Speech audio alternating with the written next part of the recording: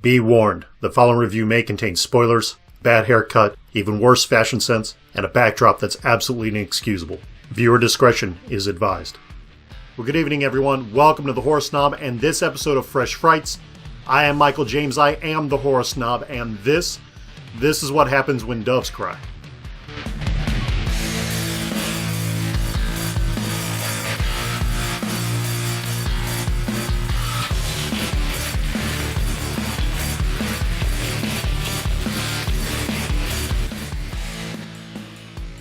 Today we're talking about Vivarium.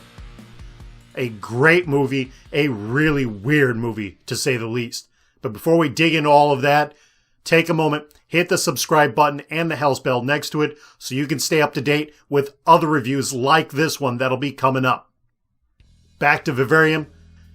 Jesse Eisenberg, Imogen Poots, if I didn't just murder the hell out of her name. These two have starred together before. In fact, twice, two different movies in the same year, both from 2019. Right before Vivarium, they were together in a movie called The Art of Self-Defense. You work together with somebody long enough, well enough, you really get familiar with them, and I think it aided them in their role as a couple out doing the home hunting thing in this movie, Vivarium. It's where we start off in the storyline. Young couple, she's a school teacher, he appears to be some sort of handyman or gardener, and in their house hunt they come across this place that is absolutely surreal. A labyrinth of homes that you just cannot find your way out of. And from that point forward, things just get bad all day. It gets really weird, really quick, and it's part of what makes this movie so phenomenal. The collaborative effort between the two, Imogen Poots and Jesse Eisenberg, they did a great job portraying both of their characters equally well and balancing well off of each other. They're believable in their responses, yet still somewhat reserved, which is what's appropriate for this film, the landscape and the feel of it, and how it's presented to us. As far as the other characters of the movie go, there's really only one other character to keep your mind on, and that is the child.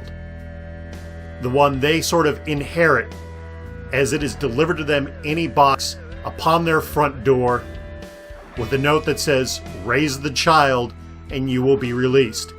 And you want to talk about weird. You want to talk about kids you don't ever want to come across in your life? This dude in the box, this is the one. At one point in time, they say to one another that this is hell. And yes, raising that child, that is the kind of hell I don't ever wish upon anybody. As things progress, getting weirder and darker and deeper, we find out that that assumption of hell may not be that far off. Now, it's never really explained. We don't know whether this is some sort of alien situation, abduction, or whether this really is hell that they're stuck into, but there are levels, layers to this thing that are exposed slowly over time. The director on this, Finnegan Lorcan, did a phenomenal job, and I'm interested to see what else he ends up putting out in the future. Not a whole lot of work in his catalog as of yet, so it is all about what's up next for him.